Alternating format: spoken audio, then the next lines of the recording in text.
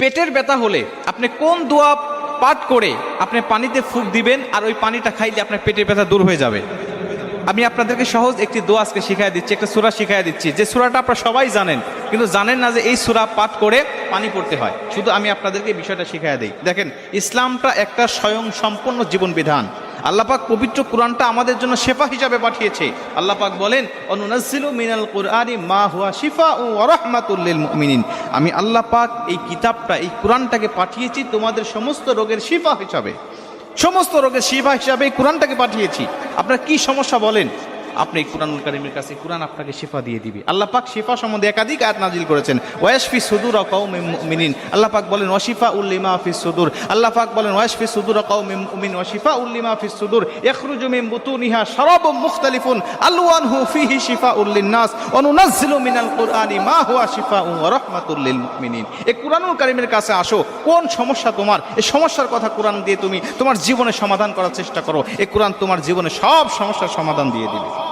প্রিয় ভাইরা, এই জন্য আমরা শুধু সিস্টেম বুঝি না, সিস্টেম জানি না, এজন্যই আমরা এই সমস্যার মধ্যেই পড়ে আছি, আমাদের সমস্যাগুলো সমাধান হয় না। পেটের ব্যথা হলে আপনি নিজেই পানি পড়ে পানিতে ফু দিয়ে আপনি পানিটাকে পড়তে পারবেন এবং ওই পানিটা আপনি নিজেই খাইতে পারবেন। আমি আপনাদেরকে সহজ নিয়ম শিখাই দিই। আমরা অনেকেই পেটের ব্যথা হলে বা পেটে গন্ডগোল হলে বা পানি পড়ার দরকার হলে আমরা হুজুরের কাছে গিয়ে আধা ঘন্টা দাঁড়ায় থাকি, বা হুজুর নাই অমুক দেশে গেছে তার জন্য অপেক্ষা করতে থাকি। রাত্রিবেলায় পেট ব্যথা শুরু হয়েছে, সকাল হওয়া পর্যন্ত অপেক্ষায় থাকি, ওদিকে সে পেট ব্যথা করতে করতে তার অবস্থা কাহিল হয়ে যায়। এজন্য আপনি যদি বিষয়টা জানা থাকে তাহলে এই সমস্যাটা আর হবে না।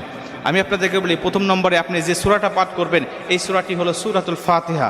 আপনি সবাই জানেন এই সূরাতুল ফাতিহা, কিন্তু নিয়ম আছে, এই নিয়ম মাফিক আপনাকে পাঠ করতে হবে। আমরা অনেকেই এখন খুব খুশি হয়ে গেছি যে সূরাতুল ফাতিহা তো আমরা সবাই জানি, আসলেই খুব খুশি হওয়ারই কথা, কারণ এটা দিয়েই মূলত হুজুররা পানি পড়ে, কবিরাজরা মূলত এটা পাঠ করেই পানি ফু দিয়ে থাকে।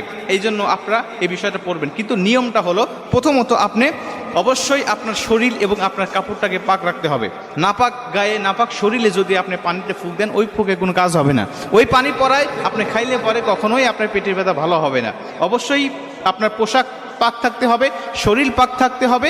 এবং তিন নম্বর নিয়ম হলো আপনি অবশ্যই সূরাতুল ফাতিহা পড়ার শুরুতে বিসমিল্লাহির রহমানির রহিম বলে নিঃশ্বাস না ফেলাইয়া, দম না ফেলাইয়া, ওয়াকফ না করে আপনি এক নিঃশ্বাসেই আপনি সূরাতুল ফাতিহার প্রথম আয়াত পর্যন্ত আপনি পড়ে যাবেন।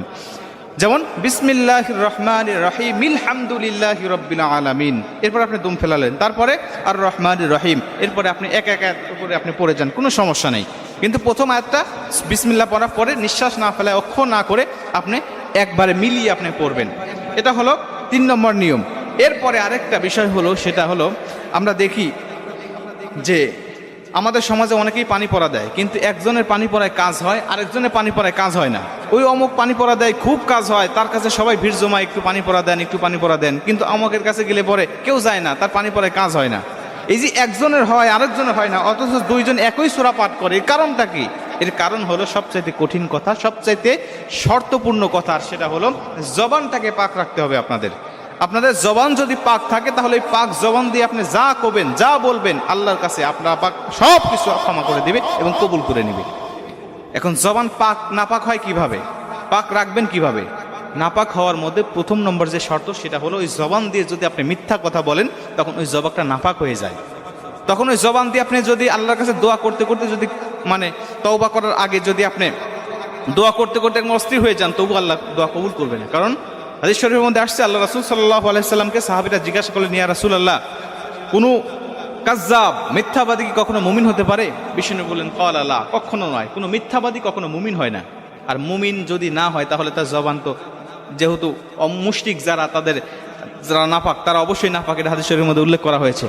আর এই যে জবানটা নাপাক হয়ে যায়, এটা